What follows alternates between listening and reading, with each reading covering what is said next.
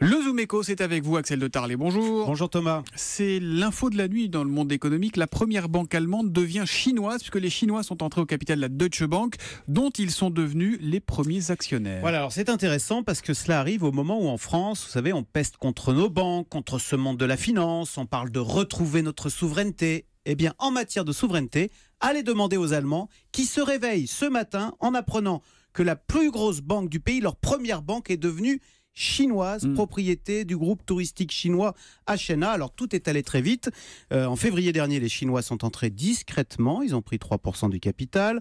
Puis en mars, ils sont montés à 5%. Et on apprend donc ce matin qu'ils sont désormais les premiers actionnaires avec 10% du capital. Oui. Quand vous dites elle est devenue chinoise, c'est que le premier actionnaire est chinois. Hein, voilà. Ça change beaucoup de choses ou pas ? Écoutez, le premier actionnaire, l'actionnaire de référence, c'est quand même lui qui fixe la stratégie. C'est lui qui peut nommer le patron. Donc à terme, oui, le pouvoir risque bien de basculer à Pékin. Or, on est dans la finance, c'est pas sans conséquence. On parle là du financement des PME, on parle là du financement de l'État allemand, de la sécurité sociale allemande.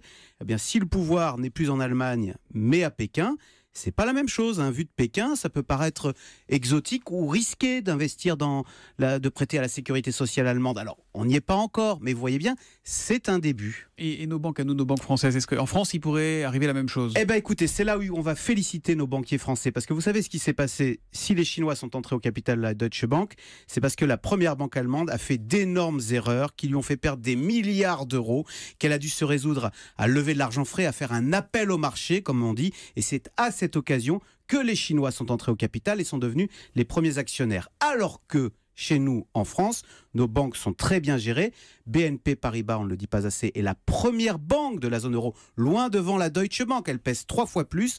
Des banques françaises indépendantes, à même de financer nos entreprises, de financer l'État français qui vit à crédit. Bref, de garantir de rester maître chez nous. Finalement, ces banques françaises que nous adorons détester sont les meilleurs garants de notre souveraineté nationale. Vous avez rendez-vous avec votre banquier aujourd'hui ou pas ? Non, mais je pourrais là. Vous pouvez y aller tranquille. Merci beaucoup Axel de Tarlet, à demain. À demain.